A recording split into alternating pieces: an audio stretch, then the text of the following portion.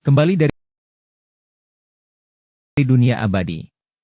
Audiobook, novel silat. Episode 51. Hei, aku tidak tahu apa-apa tentang tempat ini, bagaimana aku tahu apa yang harus kumakan? Chen Wei tidak puas dan menggerutu sambil melanjutkan. Kau ajak aku makan sesuatu yang unik dengan rasa dan aroma yang enak. Kau bisa pilih apa saja yang kau mau, entah itu restoran kelas atas atau warung makanan ringan di pinggir jalan. Tang Xiu menggelengkan kepalanya dan berkata, aku juga tidak tahu banyak tentang tempat ini. Jangan lupakan identitasku. Aku hanya seorang mahasiswa jadi aku tidak punya kesempatan untuk datang dan menghabiskan waktu di sini. Meski tercengang, Chen Wei kemudian berkata, mahasiswa tidak boleh? Oh, saya mengerti. Ini bukan Amerika Serikat, dan mahasiswa di sini adalah ibu-ibu yang baik dan berperilaku baik. Baiklah, lupakan saja. Karena kita berdua tidak tahu apa-apa di sini, maka saya akan mencicipi masakan dari satu kios ke kios lainnya. Tang Xiu diam-diam mendesah dalam hati. Chen Wei benar-benar menyerupai tipe putri yang sombong dan angkuh yang paling dibencinya.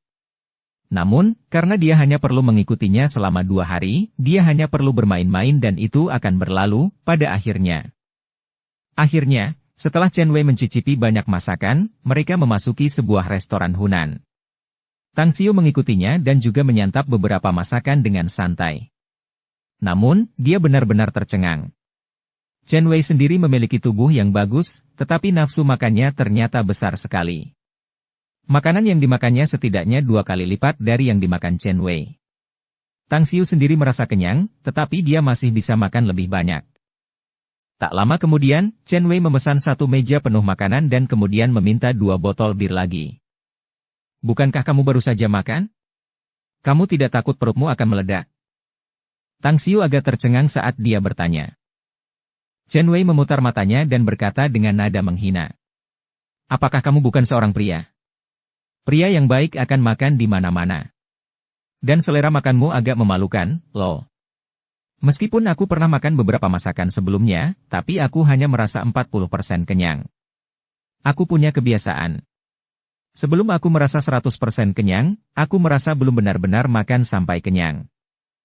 Sungguh menakjubkan. Seseorang benar-benar tidak dapat menghakimi kehidupan seseorang, sampai tutup peti matinya terbuka. Itulah kesimpulan akhir yang diambil Tang Xiu terhadap Chen Wei.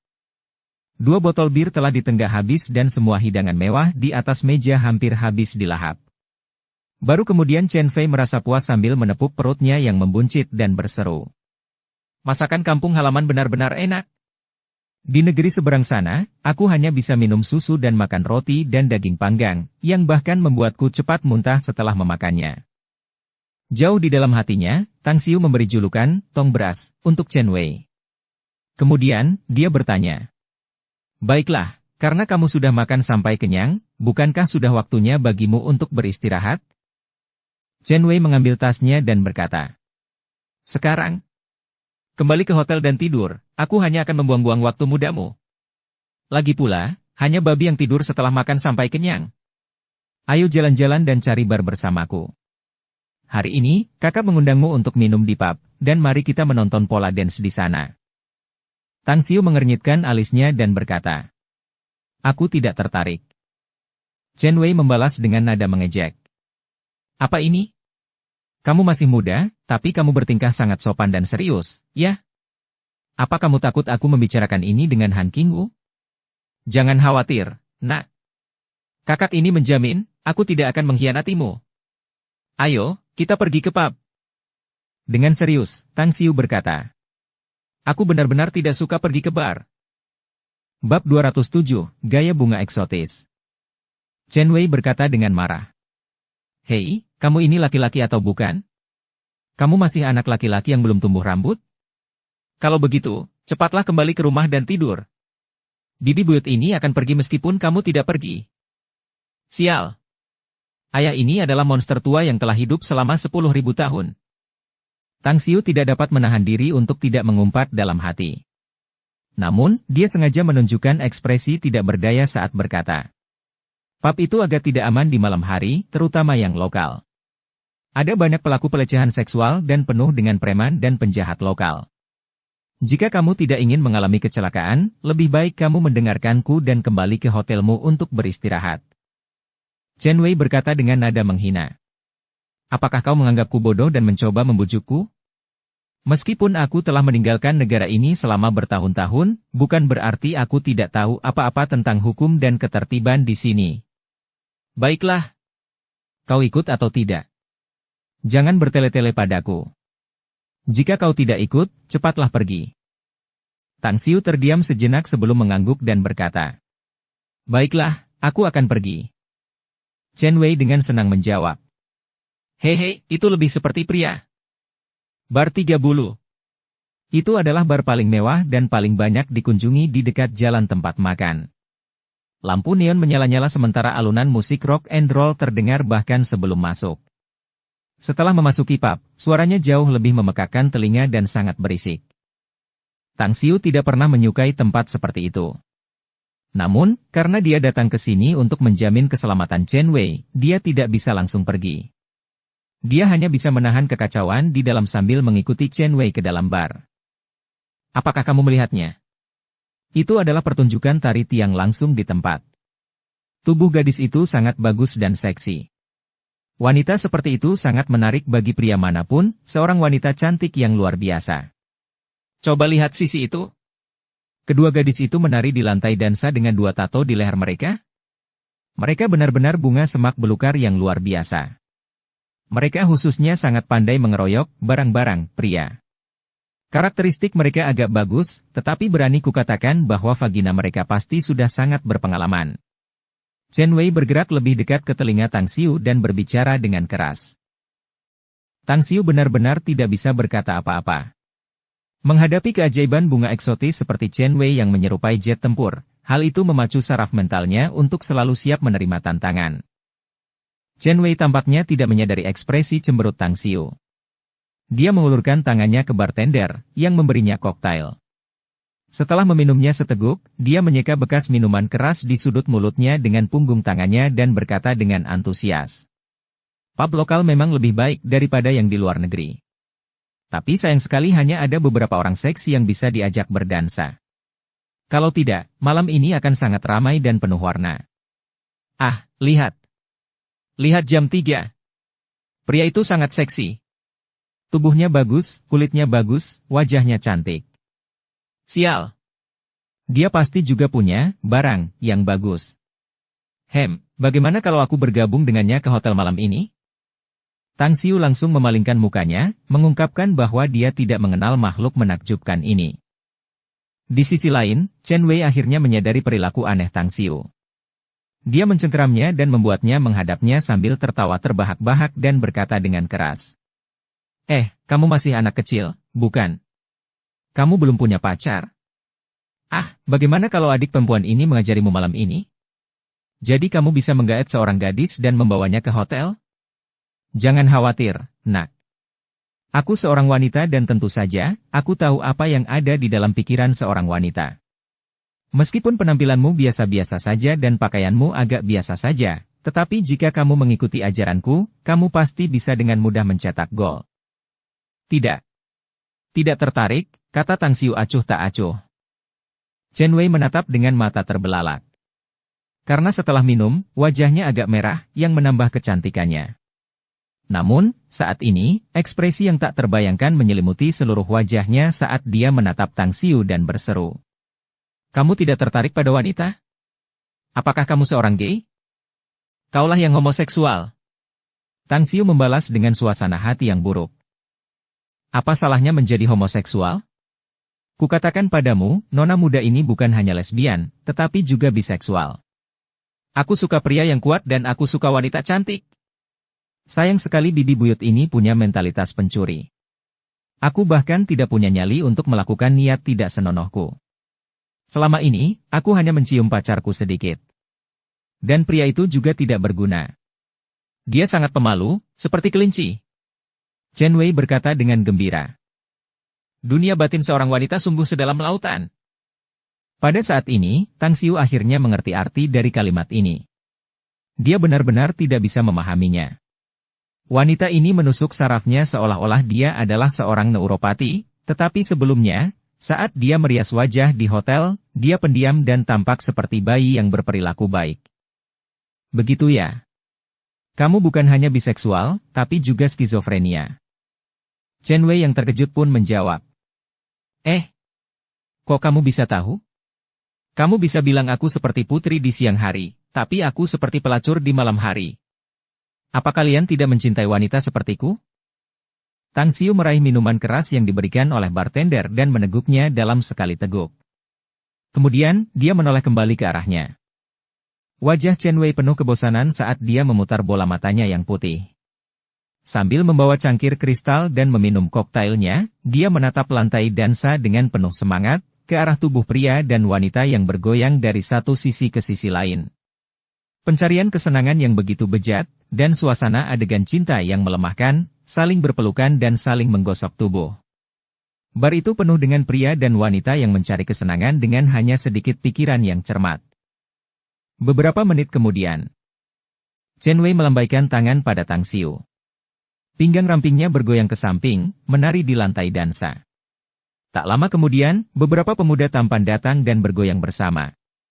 Tang Xiu hanya peduli dengan keselamatannya dan tidak peduli dengan sikap bohemiannya yang ingin bunuh diri. Selama dia tidak membawa pria itu kembali ke hotel dan tidak memaksanya untuk berjongkok dan berjaga di depan pintunya, dia bahkan tidak mau peduli dengan perilaku seperti itu. Setelah berada di dalam pub selama setengah jam, Tang Xiu menemukan beberapa pasang pria dan wanita mabuk yang sebelumnya tidak dikenalnya, pergi dengan saling berpegangan tangan.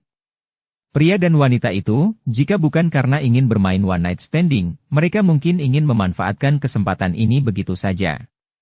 Namun, dia juga menyadari dari beberapa adegan, bahwa ada seseorang yang menjual narkoba di sini.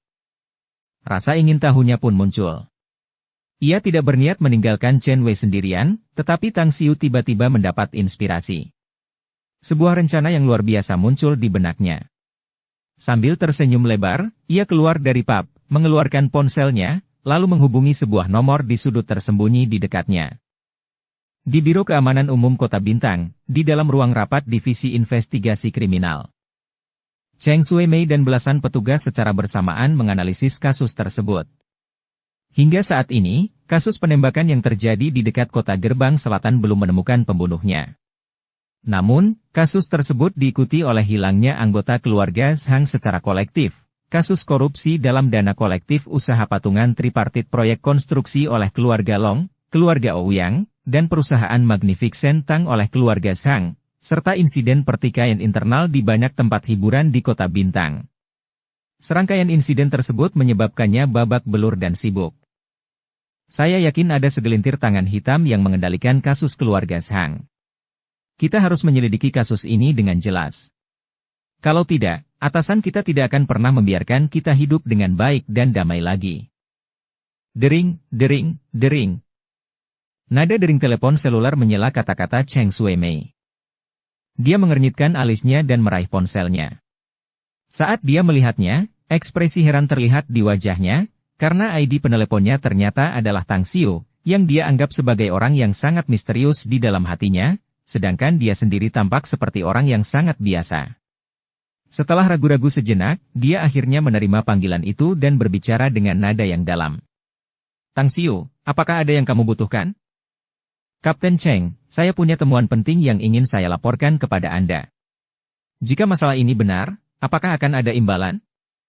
Suara merdu Tang Xiu keluar dari telepon. Katakan saja. Aku perlu tahu laporan seperti apa dulu, kata Cheng Shuimei. Saya sekarang di Bar 3 Bulu. Anda pasti tahu tempat itu, ya? Dekat dengan area pusat makanan Star City. Saya melihat beberapa orang menjual narkoba di sini, dan jumlahnya cukup banyak. Saya sudah berada di sini selama lebih dari setengah jam, dan saya tahu mereka telah menjual setidaknya beberapa puluh ribu unit. Saya menduga bahwa...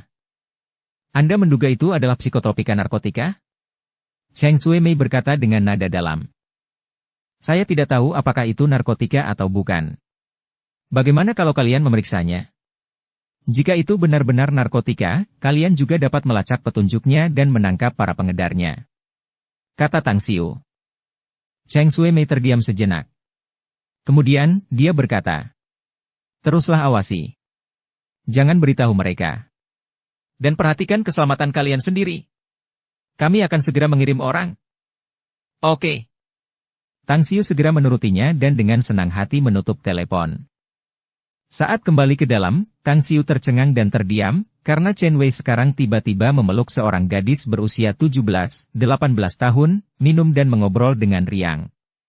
Melihat keintiman mereka, bahkan jika seseorang tidak tahu, mereka akan berpikir bahwa keduanya adalah pasangan lesbian. Minum anggur lagi. Meskipun Tang Xiu tidak bisa minum koktail dengan baik, tetapi dia harus melakukan seperti yang dilakukan orang Romawi di Roma. Dia memesan secangkir lagi dan meneguknya lagi seolah-olah dia haus. Chen Wei menoleh. Saat melihat penampilan Tang Xiu, dia berkata sambil tersenyum lebar. "Hai, tampan, kemana saja kamu? Kupikir kamu meninggalkanku saat itu. Lihat saja adik perempuan muda ini di pelukanku, bagaimana menurutmu? Dia tipe yang aku suka. Lucu, pintar, manis, dan mulutnya harum." Tang Xiu melirik gadis yang tersenyum itu. Dia menggelengkan kepalanya dan berkata, "Jika kamu menyukainya, teruslah memeluk dan menciumnya." Chen Wei tersenyum lembut dan berkata, "Kenapa? Tidakkah kau ingin mencicipi mulut kecil adik perempuan ini juga? Rasanya sangat manis. Aku jamin dia pasti akan mewujudkan semua keinginanmu." "Tidak. Tidak tertarik." Meskipun Tang Xiu juga mengakui bahwa gadis itu cukup cantik, namun riasan tebal yang dikenakannya di wajahnya tidak memberinya kesan yang baik. Jika dia ingin mencicipi mulut seorang wanita, dia mungkin juga mencari penyihir kecil, Ouyang Lulu. Atau, Lolita, Andi yang wangi di sekujur tubuhnya. Dia bahkan punya banyak kelebihan dengan dua kelinci besarnya yang sombong. Chen Wei menyingkirkan bibirnya yang melengkung dan mendengus.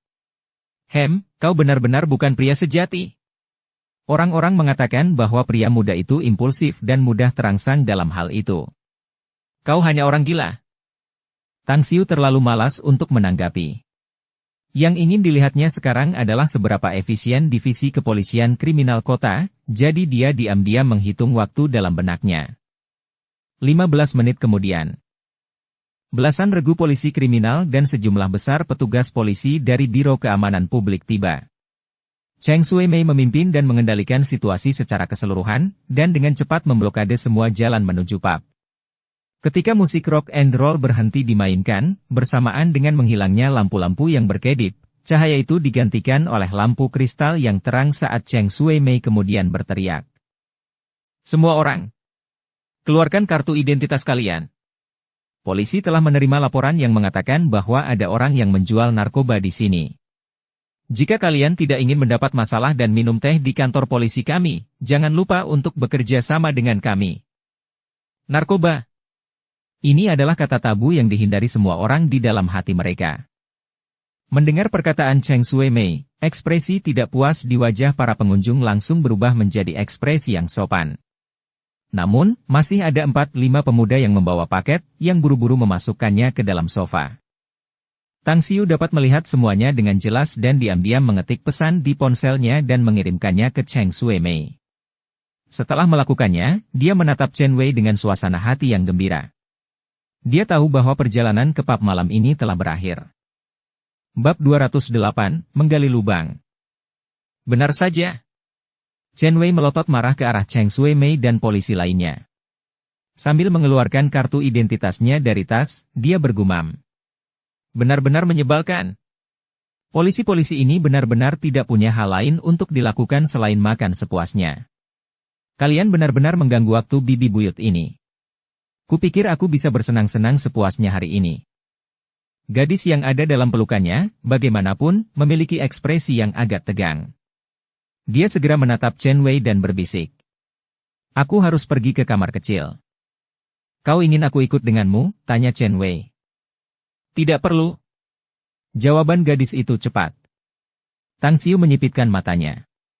Melihat punggung gadis yang pergi dengan tergesa-gesa, dia berkata dengan ekspresi serius. "Kakak, gadis yang kau kencani, sepertinya dia memiliki identitas yang tidak biasa. Dia terlihat sangat gugup, dan jika dia tidak melakukan sesuatu yang ilegal, maka identitasnya pasti sangat sensitif." Bagaimana kamu tahu? Chen Wei terkejut. Itu hanya tebakan, kata Tang Xiu. Chen Wei menggerutu. Apa tebakanmu? Kamu hantu atau apa? Cepat, keluarkan kartu identitasmu. Kamu seharusnya dianggap sebagai orang dewasa, bukan? Aku ingat King Wu adalah guru tahun ketiga, dan murid-muridnya telah mengikuti ujian CET. Karena kamu muridnya, kamu seharusnya juga mengikuti ujian CET dan memiliki kartu identitas. Tang Xiu tertawa tanpa sengaja, lalu berkata, apa yang kau katakan memang memiliki logika yang kuat sekaligus penalaran yang akurat. Namun, aku selalu memasang wajah yang bahkan polisi tidak akan memeriksa KTP-ku. Kau percaya padaku? Chen Wei tertawa mengejek. Kamu mengikutiku semalaman, tapi baru sekarang aku tahu kamu suka membual. Dengan nada yang aneh, Tang Xiu menjawab. Bagaimana kalau kita bertaruh? Polisi tidak akan memeriksa identitasku, aku bahkan berani menggoda seorang polisi wanita. Apakah kau melihat orang yang berbicara tadi? Dia sangat mengesankan, ya. Dia seharusnya seorang polisi dengan jabatan yang cukup tinggi. Mengandalkanmu. Bola-bolamu bahkan lebih kecil dari kelinci, kau bahkan takut mendekati seorang gadis. Mengatakan bahwa kau berani menggoda seorang perwira wanita adalah lelucon yang tidak masuk akal, bukan, kata Chen Wei dengan nada menghina. Jawab aku, kau mau bertaruh atau tidak, kata Tang Xiu. Chen Wei mendengus dan menjawab. Bertaruh denganmu? Kenapa tidak? Jika polisi tidak memeriksa identitasmu dan kamu berani menggoda petugas wanita itu, aku akan melakukan apapun yang kamu perintahkan. Apakah kamu yakin? Tanya Tang Xiu. Tentu saja aku mau. Tang Xiu bertepuk tangan dan berkata sambil tersenyum. Kalau begitu, tunggu saja dan lihat. Setelah mengatakan itu, dia meraih koktail di atas meja dan meneguknya hingga bersih. Setelah itu, dia melangkah lebar ke arah Cheng Shuemei. Untuk menyaksikannya secara langsung, Chen Wei mengikutinya dari belakang dengan saksama saat mereka dengan cepat datang ke sisi Cheng Shuemei. Halo putri, kau sudah membaca pesan teks yang kukirimkan padamu, ya? Cheng Shuemei, yang baru saja melihat Tang Xiu, mengangguk dan berkata. Benar. Beberapa petugas telah pergi ke sana untuk mencarinya. Saya benar-benar harus berterima kasih atas ini. Ya, menjaga kedamaian dan ketertiban selalu menjadi tanggung jawab kita, warga negara yang berbakti. Ngomong-ngomong, kau belum memberitahuku hadiah apa yang akan kuterima dari ini, kan? Kata Tang Xiu sambil tersenyum. Hei! Bersikaplah lebih sopan dan serius, ya? Cheng Shuemei menjawab dengan marah. Bukankah selama ini aku selalu bertindak dengan baik dan sopan? Jangan bilang kalau orang yang berbuat baik tidak berhak mendapatkan balasan yang baik, ya? Kalau begitu, kenapa aku harus bekerja sama dengan polisi dalam menangani kasus-kasus di masa mendatang? Kata Tang Xiu sambil tersenyum. Dengan ekspresi tak berdaya, Cheng Shuemei berkata. Kalau begitu katakan padaku, hadiah apa yang kamu inginkan? Ekspresi Tang Xiu perlahan berubah serius, berkata. Bagaimana dengan lamaranku sebelumnya? Kau tunggu aku selama beberapa tahun, lalu, kau akan menikah denganku setelah aku lulus kuliah. Dan ketika saatnya tiba, kau akan melahirkan beberapa anak untukku. Mengenai berapa banyak anak yang harus kau lahirkan, kau harus bertanya kepada ibuku. Jika dia menginginkan beberapa, maka kau akan melahirkan beberapa anak, sedangkan aku akan memastikan untuk bekerja sama dengan kalian berdua. Pev. Chen Wei, yang berada di belakang Tang Xiu, tidak dapat menahan geli dan tertawa. Meskipun dia sudah tahu bahwa Tang Xiu hanya memancingnya untuk menggali lubangnya sendiri untuk dimasuki, dia sama sekali tidak marah. Dia menyadari bahwa dia secara tak terduga tidak dapat memahami pria besar yang mengikutinya di belakang untuk satu malam ini. Adapun Cheng Shuemei, raut wajahnya menjadi pucat sesaat.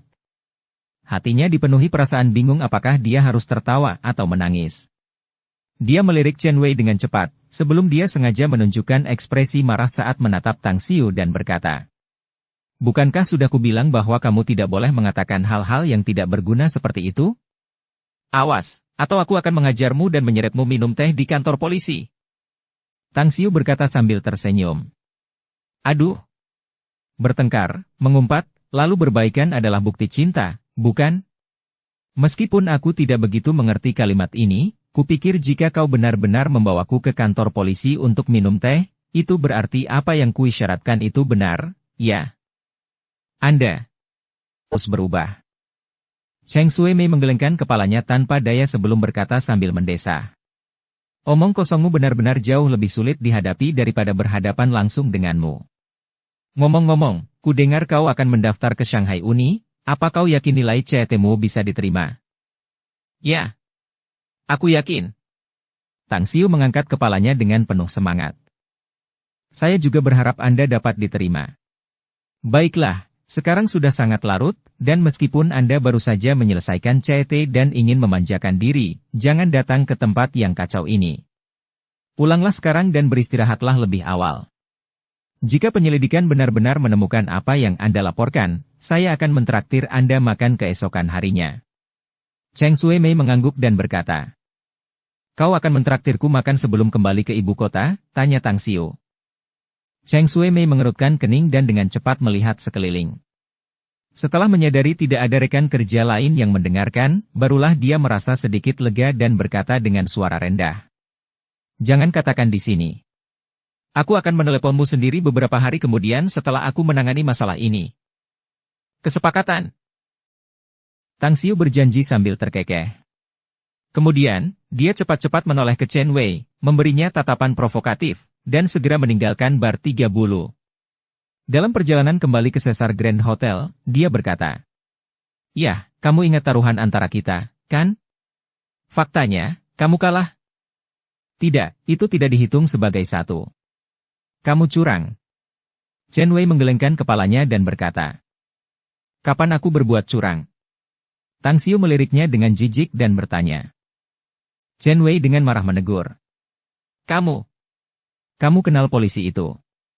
Lagi pula, kamu yang membawa polisi-polisi itu. Kamu jelas tahu itu dan kamu sengaja memasang jebakan agar aku bisa melompat masuk. Mana mungkin aku terima itu? Tang Xiu berkata dengan acuh tak acuh. Tanpa memiliki kepercayaan diri penuh, apakah aku akan bertaruh denganmu? Lupakan saja omong kosong ini. Apakah kamu menerima bahwa kamu kalah taruhan atau tidak? Jika tidak, ya, aku tidak punya apa-apa untuk dikatakan. Aku hanya bisa mengatakan bahwa karaktermu kacau. Kaulah yang punya mental. Baiklah. Aku akui aku kalah. Apa yang kau inginkan dariku? Bibi buyut ini sudah lama siap berkorban malam ini. Kau telah menakuti gadisku yang masih muda sebelumnya, bahkan jika kau ingin aku melayanimu sepanjang malam, aku akan melakukannya. Chen Wei meraung marah. Tang Xiu menggigil ketakutan hingga ke tulang belakangnya. Ia melambaikan tangannya dan berkata, Lupakan saja. Aku tidak tertarik dengan tubuhmu. Namun, permintaanku sangat sederhana. Untuk besok dan lusa, kau harus patuh tinggal di kamar hotelmu.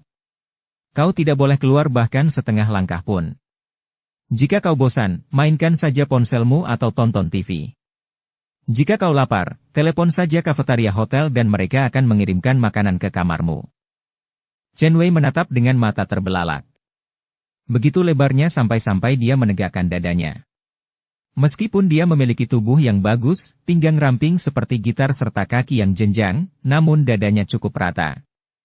Dia ingin memamerkan kelebihannya, tetapi dia akhirnya tidak dapat melakukannya dan akhirnya mendengus 2 kali dengan ekspresi kesal.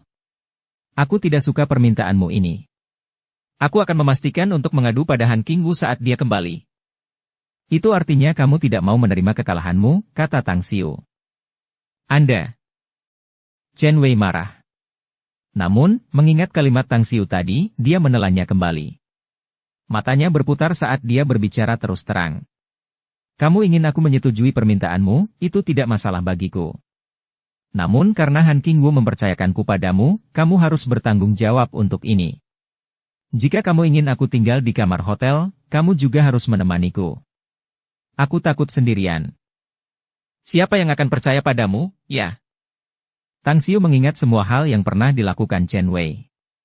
Dia sangat berani di pub, menggoda orang lain, baik pria maupun wanita. Apakah dia takut sendirian di kamar hotel? Namun, selama Chen Wei tidak keluar dari hotel dan tidak membuat masalah untuknya, dapat dikatakan bahwa itu adalah hasil yang memuaskan. Untuk memenuhi permintaan Han Qingwu, dia mengangguk dan berkata, tidak masalah. Aku akan datang setiap pagi dan kembali pada malam hari. Tapi, apakah kamu benar-benar tidak takut aku memakanmu? Apakah kau benar-benar punya nyali? Chen Wei mencibir. Tang Xiu tidak berbicara lagi.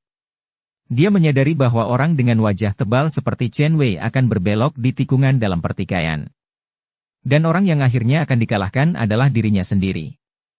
Dia seperti kuda yang kuat dan bersemangat tinggi dan membutuhkan orang lain untuk menaklukkannya. Namun, dia tidak tertarik melakukan itu. Setelah mengantar Chen Wei kembali ke kamar hotel, Tang Xiu kemudian mengucapkan selamat tinggal untuk pergi. Kau benar-benar tidak akan tinggal. Chen Wei bersandar di pintu kamar sambil menatap Tang Xiu sambil tersenyum, senyum yang tidak seperti senyum pada umumnya. Tang Xiu menggelengkan kepalanya dan berkata, "Sudah terlambat. Selamat beristirahat. Ingat perjanjian kita. Kau tidak boleh meninggalkan pintu kamarmu bahkan setengah langkah pun tanpa izinku." Ledakan. Chen Wei dengan marah menutup pintu dari dalam dengan kasar. Tang Xiu tersenyum puas. Diam-diam dia merasa senang karena telah menyusun rencana seperti itu malam ini. Setelah dia meninggalkan hotel dan hendak naik taksi, sebuah mobil polisi perlahan berhenti di sampingnya. Ketika jendela mobil dibuka, Cheng Shuemei berbicara dengan sangat serius. "Masuk ke mobil." Tang Xiu ragu-ragu sejenak sebelum dia memutari bagian depan mobil dan langsung menuju kursi kopilot, membuka pintu dan duduk. "Ada sesuatu?" "Ya, penting dan mendesak. Aku baru saja datang dari Bar 30. Kami menemukan sejumlah obat-obatan terlarang tepat setelah kau pergi. Selain itu, ada lebih dari selusin orang di pub yang menyerang blokade polisi. Mereka tidak hanya memiliki senjata tajam dan senjata api yang dikendalikan dan diizinkan, bahkan 2 rekan kami terluka dan dibawa ke rumah sakit. Namun, kami juga menangkap para penjahat itu." Cheng Shuemei menjawab dengan serius. "Karena kamu sudah menangkap mereka, mengapa kamu mencariku?" "Sudah sangat larut, aku harus kembali dan tidur," tanya Tang Xiu. "Saya tahu Anda sangat ahli. Bisakah Anda membantu kami menangkap beberapa pengedar narkoba besar lainnya? Kami baru saja mendapat informasi bahwa ada sekelompok pengedar narkoba dari luar Tiongkok, dan mereka menginap di beberapa kamar di Caesar Grand Hotel ini. Salah satunya adalah seorang pemuda yang disebut Putra Mahkota, yang berasal dari wilayah Jinshan di Asia Tenggara. Keluarganya tidak hanya memiliki pasukan pribadi, mereka juga memiliki perkebunan opium yang dijaga ketat, yang benar-benar merupakan sosok yang kejam." Tang Xiu membentak dengan suasana hati yang buruk. "Nona Cheng, apakah Anda tidak melakukan kesalahan di sini? Saya hanya mahasiswa tahun ketiga yang baru saja lulus dan bahkan belum masuk universitas, namun Anda tiba-tiba ingin saya bertindak bersama Anda dalam kasus sebesar ini? Kalau terjadi sesuatu pada saya, apakah Anda sanggup bertanggung jawab untuk itu?" Dukung channel Novel Silat dengan subscribe, follow, like, komen dan share. Bab 209, Operasi Penangkapan. Ekspresi kecewa terlihat di wajah Cheng Shuemei. Dia menggelengkan kepalanya dan berkata, "Aku tahu aku tidak bisa." "Oke. Kalau kamu tidak mau membantu kami, lupakan saja dan pergilah. Kami mengerahkan pasukan dengan harapan bisa menangkap para pengedar narkoba." Melihat wajah Cheng Shuemei, Tang Xiu sedikit mengernyit. Dia tidak turun, tetapi terdiam beberapa saat sambil bertanya, "Mengapa kamu memilihku?" "Karena menurutku jika kau dididik dengan baik, kau pasti akan menjadi polisi yang hebat. Maksudku, keterampilanmu juga kemampuan mendeteksi dan mengamati. Dari analisis kami di Bar 30, kau memiliki kepekaan yang kuat dan tajam terhadap lingkungan sekitar. Bagi kebanyakan orang, saat pertama kali pergi ke pub, akan sangat sulit bagi mereka untuk menemukan penjual narkoba. Dalam kasusmu, kau tidak hanya dapat menemukannya, kau juga menghubungi kami setelahnya dan mengamati dengan saksama tindakan orang-orang itu saat menjual narkoba, itu sangat membantu kami." Cheng Shuemei berkata dengan serius. Tang Xiu menggelengkan kepalanya sambil tersenyum masam dan berkata, "Agak memalukan dipuji olehmu. Baiklah, biarlah.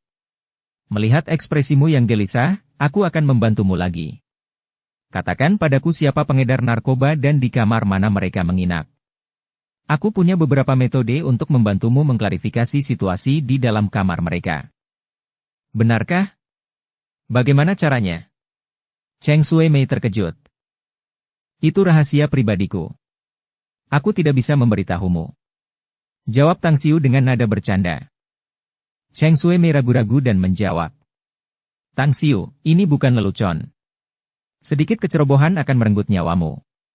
Para pengedar narkoba itu kejam, dan aku bahkan mendengar bahwa putra mahkota ini adalah seseorang yang dapat membunuh tanpa ragu. Belum lagi polisi juga belum menyelesaikan persiapan untuk pengerahan pasukan karena kita juga harus menghindari menimbulkan kecurigaan mereka. Tenang saja. Aku sangat memahami situasinya. Aku hanya bertanggung jawab untuk mengamati situasi di kamar mereka, ini adalah keahlianku. Operasi penangkapan adalah tugasmu. Tang Xiu berkata dengan acuh tak acuh. Cheng Shuemei ragu sejenak dan berkata. Itu kamar 806, 807, dan 808. Menurut orang-orang di bar 3 bulu yang memberikan informasi, total ada 6 orang di sana. Tang Xiu mengangguk dan membuka pintu mobil. Setelah turun, dia berkata sebelum pergi. Tunggu pesan teksku. Beberapa menit kemudian. Tang Xiu tiba di lantai 8 Caesar Grand Hotel. Setelah mencari kamar 806, ia melepaskan persepsinya dan menemukan bahwa jumlah orang di dalamnya bukan 6, tetapi 8. Salah satunya adalah seorang pemuda telanjang dengan rambut putih yang diputihkan yang sedang berhubungan seks dengan seorang wanita. Namun, untuk menyembunyikan keberadaan indera spiritualnya, ia membuka kamar 805 dan diam-diam memanjat keluar jendela dan dengan cepat dan tiba-tiba muncul di samping jendela kamar 806. Setelah berpura-pura seolah-olah sedang mengamati sesuatu, ia terus memanjat ke arah jendela di luar kamar 807 dan 808. Tak lama kemudian, dia naik lift dan langsung menghubungi nomor Cheng Shuemei dan menceritakan situasinya. Kemudian, dia akhirnya berkata, perhatikan pria berambut putih di kamar 806. Tidak hanya ada senjata api di lemari samping tempat tidurnya, tetapi juga senapan runduk.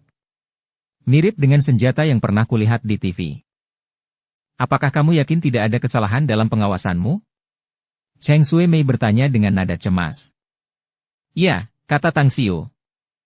Setelah Cheng Shuemei mengucapkan terima kasih, dia lalu menutup telepon.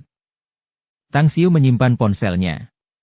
Setelah meninggalkan Caesar Grand Hotel, dia tidak langsung pergi, tetapi pergi ke gedung di seberangnya. Setelah menemukan kamar kosong yang tidak terkunci, dia berdiri di depan jendela sambil diam-diam mengamati pergerakan di arah yang berlawanan. Ia melihat 2 penembak jitu telah menyelinap ke gedung tempatnya berada, sedangkan di gedung seberang, banyak anggota polisi kriminal yang mengenakan pakaian kasual juga diam-diam mengintai di dalam. Bahkan ada sejumlah besar pasukan polisi bersenjata yang mengepung Caesar Grand Hotel. Mereka datang sangat cepat. Tang Xiu mendesah dalam hati. Akan tetapi, tepat setelah dia berbicara, raut wajahnya sedikit berubah saat dia segera mendapati bahwa di seberang jendela kamar 808 Caesar Grand Hotel, seorang pria setengah baya muncul dan memegang teropong mini di tangannya sambil melihat ke bawah. Mereka telah ditemukan. Tang Xiu segera meraih ponselnya dan menghubungi nomor Cheng Shuemei. Setelah dia menjawab, Tang Xiu berbicara dengan nada yang dalam. Jika dugaanku benar, mereka pasti telah menemukan penempatan pasukan polisimu. Mereka menggunakan teropong untuk mengamati melalui jendela, dan mereka pasti melihat banyaknya polisi. Bergerak dan bertindak sekarang untuk menghemat waktu. Pada saat ini, Cheng Shuemei telah tiba di lantai 8 Hotel Caesar Grand. Setelah mendengar laporan Tang Xiu, wajahnya langsung berubah tidak sedap dipandang. Tanpa disadarinya, dia memiliki semacam kepercayaan yang tidak dapat dijelaskan terhadap Tang Xiu di dalam hatinya. Jadi dia berteriak dengan tegas tanpa ragu-ragu. Bergerak dan tangkap mereka sekarang. Segera serang balik jika ada perlawanan. Waspadalah terhadap 3 orang di kamar 808. Mereka tahu ada yang tidak beres. Ledakan. Ledakan. Ledakan. Pintu ketiga ruangan itu didobrak secara terpisah oleh 2 orang polisi. Pasukan polisi bersenjata lengkap lainnya berkoordinasi satu sama lain dan menyerbu ke dalam ruangan dengan moncong senjata mereka yang siap ditembakkan. Dentuman, dentum, dentum. Suara tembakan yang intens terdengar dari kamar 806 dan 808. Pada saat yang sama, dua penembak jitu di gedung seberang juga telah membidik sasaran mereka dan melepaskan tembakan. Sedangkan untuk 3 orang di kamar 807, saat polisi menyerbu masuk, mereka telah membidik dengan senjata api dan tidak berani bertindak gegabah. Tang Xiu, yang berdiri di depan jendela di gedung seberang, menyaksikan pertempuran tembak-menembak di dunia modern sambil diam-diam menggelengkan kepalanya. Kasus slapstick yang sepele seperti itu benar-benar tidak dapat mengubah suasana hatinya. Dalam keadaan seperti itu dengan perbedaan kekuatan yang besar antara kepolisian dan para pengedar narkoba itu, bahkan jika ada perlawanan, itu hanya akan menjadi jalan buntu bagi mereka. Sedangkan untuk polisi, mungkin ada beberapa petugas yang terluka atau berkorban, tetapi pada akhirnya, para pengedar narkoba itu akan tetap ditangkap atau dibunuh. Baiklah, aku akan kembali sekarang. Tepat saat Tang Xiu hendak pergi, tiba-tiba ia melihat sosok yang berlari dari kamar nomor 808 di hotel di depannya. Pria itu bahkan memegang tali yang belum pernah ia lihat sebelumnya. Selain itu, gerakannya sangat lincah seperti binatang roh kera saat ia meluncur menuruni tali dan menuruni tali dengan sangat cepat. Itulah pemuda berambut putih.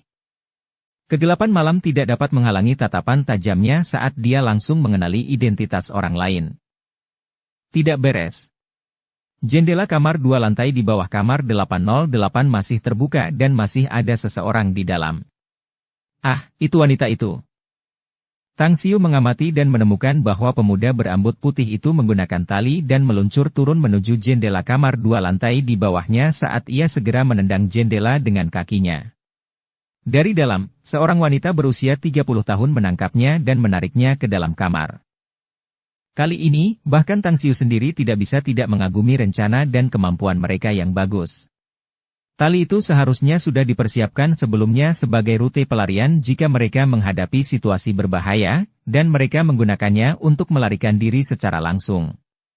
Dan wanita itu juga telah diatur untuk tinggal di sana terlebih dahulu oleh mereka, rekan mereka dalam kejahatan. Ah! Selama mereka berdua masih di hotel, para tamu akan tetap dalam bahaya. Keajaiban yang menyebalkan itu, Chen Wei masih di kamarnya. Jika dia mengalami nasib buruk, tidak mungkin aku bisa menjawab Han Qingwu. Tang Xiu menarik napas dalam-dalam dan segera meninggalkan gedung. Maaf, Tuan. Caesar Grand Hotel dikunci, tidak ada yang diizinkan masuk atau keluar. Saat Tang Xiu ingin memasuki hotel, dia dihentikan oleh petugas polisi yang bertugas menjaga dan memblokir pintu masuk hotel. Namaku Tang Xiu, aku juga ikut serta dalam operasi ini. Hubungi Cheng Sui Mei, dia akan memberitahumu. Kata Tang Xiu. Petugas polisi itu terkejut. Setelah ragu-ragu sejenak, dia langsung mengambil interkomnya dan melapor kepada pemimpin operasi. Setengah menit kemudian, dia menerima perintah untuk membiarkan Tang Xiu masuk ke dalam. Di lorong di lantai 8. Cheng Sui Mei sedang memimpin pembersihan lokasi baku tembak. Begitu melihat kedatangan Tang Xiu, dia langsung bertanya. Kenapa kamu kembali? Jangan tanya saya dulu. Cepat kirim beberapa orang untuk memeriksa kamar 2 lantai di bawah kamar 808. Pemuda berambut putih itu baru saja melarikan diri. Dia turun 2 lantai dengan tali. Ada juga seorang wanita berusia sekitar 30-an yang juga bersama mereka. Jika blokade kepolisianmu sangat ketat, maka mereka berdua pasti masih ada di hotel. Bagaimana kamu tahu ini? Cheng Sui Mei terkejut. Saya baru saja datang dari gedung seberang hotel, jadi saya melihat semuanya dengan jelas, kata Tang Xiu. Cheng Sui Mei mengangguk. Dengan informasi ini, dia segera mengeluarkan perintah, dia bahkan tidak berkonsultasi dengan Direktur Biro Keamanan Publik, Deng Jianmin yang baru saja tiba. Tang Xiu dan Deng Jianmin akhirnya bertemu langsung. Tetapi memanfaatkan waktu ketika Cheng Sui Mei sedang sibuk, ia segera pergi dan menuju kamar Chen Wei. Tak lama setelah ia membunyikan bel pintu, pintu pun terbuka dan ia melihat Chen Wei dengan piyama serba putihnya, rambut panjangnya terurai dan kakinya yang telanjang, berdiri di atas karpet. Hei, bukankah kau sudah pergi? Kenapa kau kembali lagi? Ekspresi wajah Chen Wei agak pucat. Meskipun dia berkata begitu, dia dengan cepat berjalan ke arah Tang Xiu dan menariknya ke dalam ruangan, lalu menutup pintu dengan paksa dan menguncinya dari dalam. Di sini berbahaya, jadi aku kembali. kata Tang Xiu. Kurasa aku benar-benar sial. Kalau dipikir-pikir, keamanan publik di tanah air tidak sebaik di negara asing. Demi Tuhan, ini hari pertamaku kembali ke Star City. Dan disinilah aku menyaksikan baku tembak antara polisi dan bandit. Katakan padaku, apakah kejadian seperti ini sering terjadi di Star City? Dulu sebenarnya sangat baik. Namun dalam 2 bulan terakhir, terlalu banyak pembunuhan yang terjadi. Jika kamu takut, sebaiknya kamu segera meninggalkan Star City besok. Kata Tang Xiu sambil tersenyum. Siapa yang takut? Bibi buyut ini tidak terbiasa dengan hal ini. Lagi pula, aku hanya tidak menyangka akan menghadapi situasi seperti ini di tanah air. Aku katakan padamu, aku, nenekmu, berasal dari luar negeri, aku juga pernah mengalami baku tembak seperti itu sebelumnya. Lagi pula, aku lupa memberitahumu bahwa aku pemegang sabuk hitam taekwondo, 3 atau 5 orang besar sama sekali bukan tandinganku. Tang Xiu memandangi lengan dan kakinya yang kurus. Dia terlalu malas untuk bertengkar dengannya dan langsung berjalan ke jendela untuk melihat pemandangan di luar. Pada saat yang sama, dia juga melepaskan persepsinya dengan cepat. Selama pemuda berambut putih itu masih berada di hotel ini, indera spiritualnya akan mampu mencakup semuanya, dan tidak akan sulit untuk menangkapnya. Hah? Aneh. Kenapa dia tidak ada di sini? Bab 210, Kemarahan. Dalam jangkauan persepsinya, tidak ada yang bisa lolos dari pengamatan Tang Xiu. Entah lubang tikus atau bahkan semut di lantai, dia dapat menemukannya dengan jelas. Namun, dia tidak dapat menemukan pemuda berambut putih dan wanita di gedung hotel. Mereka menghilang. Tang Xiu tidak percaya bahwa kecepatan mereka akan begitu cepat, karena seluruh hotel, bagaimanapun juga, sekarang diblokir oleh polisi. Bahkan jika mereka ingin melarikan diri, mustahil untuk melakukannya dalam waktu sesingkat itu. Namun, di manakah mereka? Tang Xiu mengamati dengan saksama beberapa kali sebelum akhirnya memutuskan untuk menyelidiki satu persatu orang. Dia tahu bahwa ada teknik mudah yang dapat mengubah penampilan seseorang dengan mudah. Pemuda berambut putih itu memiliki karakteristik yang jelas dan unik yang dapat dilihat oleh persepsinya bahkan jika dia ingin melarikan diri tanpa diketahui. Benar saja, setelah penyelidikan yang cermat, Tang Xiu akhirnya menemukan 2 orang yang mencurigakan. Meskipun penampilan mereka telah berubah, dia yakin bahwa keduanya sekarang mengenakan pakaian petugas kebersihan. Pemuda berambut putih dan wanita itu sekarang sedang mendorong troli. Tang Xiu mengeluarkan ponselnya dan hendak menelepon. Namun, tiba-tiba ia teringat tempat di mana polisi mengepung mereka. Setiap koridor memiliki kamera pengintai, termasuk ruangan tempat ia berada. Jika ia mengirim pesan itu ke Cheng Shui Mei, ia pasti akan menemukan rahasianya setelah melihat rekaman video pengintaian itu. Yah, sepertinya aku harus bertindak sendiri. Bagaimanapun, itu bisa dianggap sebagai tindakan menyingkirkan orang jahat. Tang Xiu menghela napas dalam-dalam. Ia lalu berbalik dan berjalan menuju pintu. Chen Wei sudah kembali ke tempat tidur sambil menarik selimut yang menutupi tubuhnya. Sambil duduk dan melihat Tang Xiu pergi, dia segera bertanya. Mau kemana? Aku akan keluar untuk mengurus sesuatu. Kau tinggallah di sini dan jangan pergi kemanapun. Ingatlah bahwa di luar sana masih berbahaya. Jika kau berkeliaran, kemungkinan besar para pengedar narkoba itu akan menyandera seseorang. Kata Tang Xiu. Pengedar narkoba? Otak Chen Wei bekerja cukup cepat dan segera mengaitkan apa yang terjadi sebelumnya di bar 3 Bulu dan bertanya dengan cemas. Kau terlibat dalam hal ini, bukan? Para pengedar narkoba ini ada hubungannya dengan orang-orang di bar 3 Bulu, bukan? Ya. Polisi tahu bahwa para pengedar narkoba itu menginap di Caesar Grand Hotel ini, karena mereka yang tertangkap di bar 3 Bulu memberitahu mereka. Ingat, kalian tidak boleh keluar. Para pengedar narkoba ini adalah pembunuh dan sangat kejam. Mereka berasal dari daerah Jinshan. Mereka tidak hanya memiliki pistol, mereka juga memiliki senapan mesin. Kata Tang Xiu. Wajah Chen Wei menjadi pucat saat dia buru-buru melompat dari tempat tidur dan meraih lengan Tang Xiu sambil berteriak. Kamu tidak bisa pergi. Aku punya masalah serius yang harus diselesaikan, kata Tang Xiu. Chen Wei berkata dengan keras. Aku tidak peduli. Kau harus tetap di kamar. Kau baru saja lulus SMA. Jangan coba-coba memamerkan kemampuanmu pada petugas cantik itu. Han Qingwu yang mengirimmu kepadaku, kau hanya bertanggung jawab atas keselamatanku. Tang Xiu berkata dengan enteng. Selama kamu tidak meninggalkan ruangan, aku akan bisa menjagamu tetap aman. Lagi pula, aku tahu apa yang terjadi di luar, jadi sebaiknya kamu tidak menghentikanku. Aku akan menghentikanmu, teriak Chen Wei dengan marah. Tang Xiu menghela napas dan bergerak secepat kilat, membuat Chen Fei tertegun dalam sekejap. Dia cepat-cepat memegang pinggangnya dan langsung membaringkannya di tempat tidur. Baru kemudian dia berbalik untuk meninggalkan ruangan.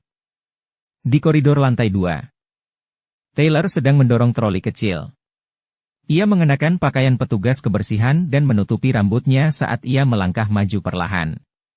Di sebelahnya ada seorang wanita yang memakai riasan.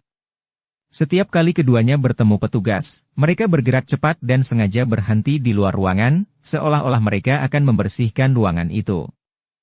Aku punya firasat kita sedang diawasi. Langkah Taylor tiba-tiba terhenti saat kilatan dingin melintas di matanya. Bahasa Mandarinnya sangat fasih dan tidak jauh berbeda dengan penduduk setempat, meskipun dia orang asing. Wanita itu berkata dengan ekspresi tenang. Sudah pasti. Ada kamera pengintai di koridor. Dan polisi itu seharusnya mencari jejak kita dari ruang pemantauan. Aku akan pergi ke atas lantai 20 untuk menghancurkan peralatan pengintai di sana.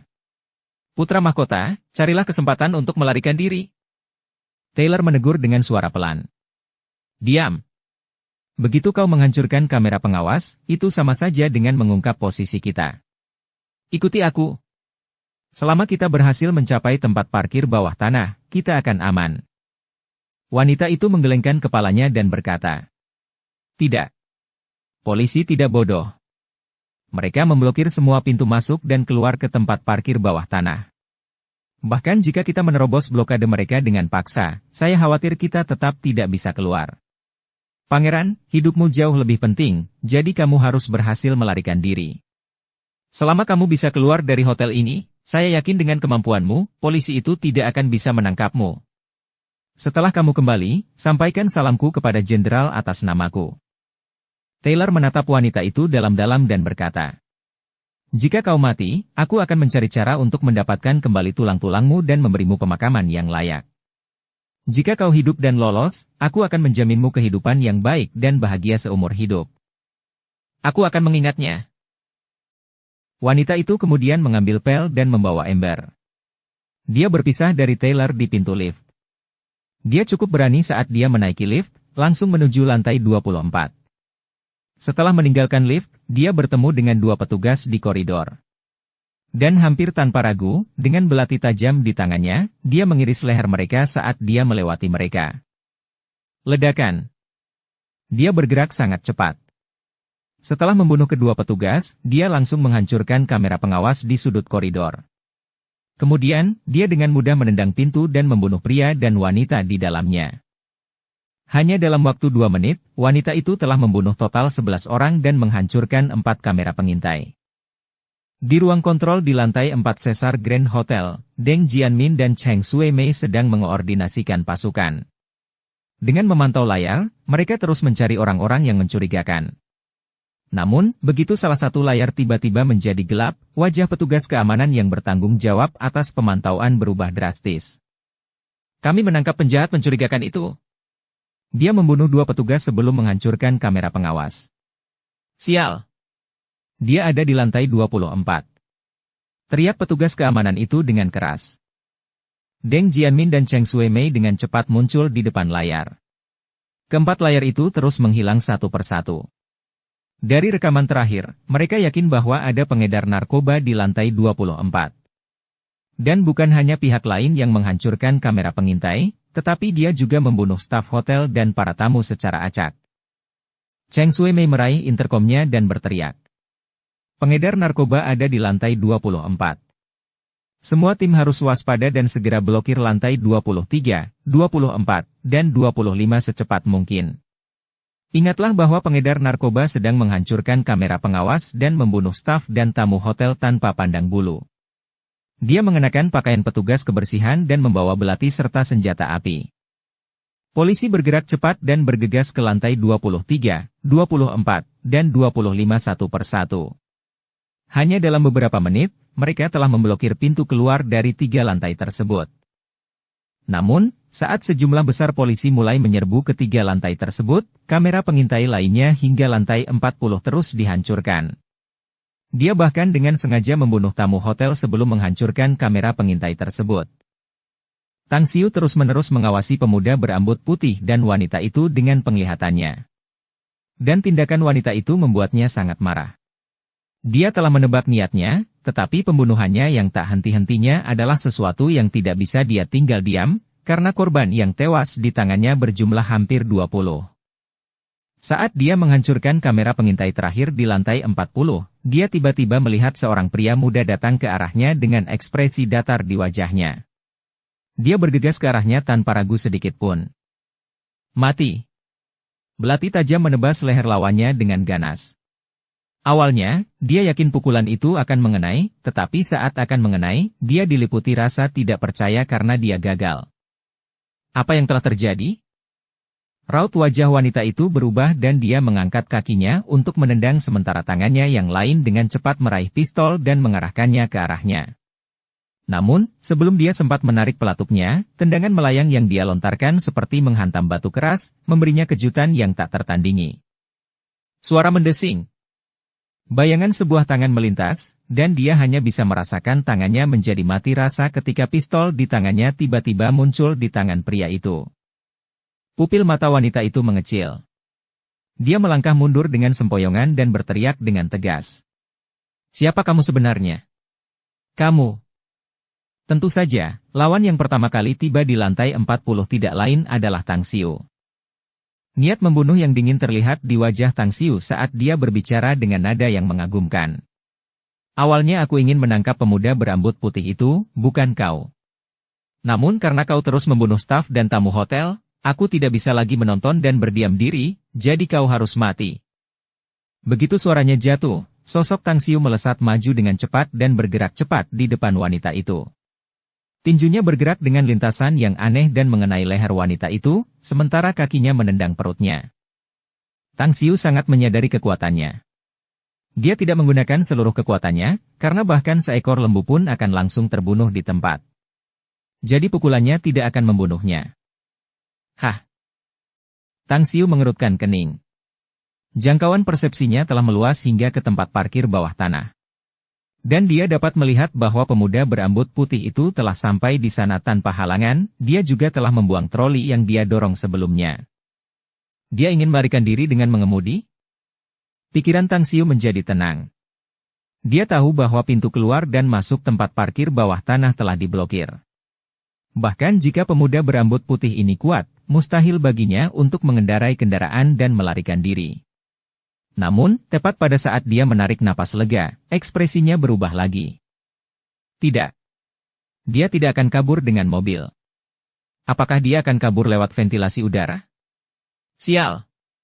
Seharusnya ada antek yang menunggunya di pintu keluar ventilasi udara. Bajingan-bajingan sialan ini benar-benar licik dan telah menyiapkan lebih dari satu rute pelarian.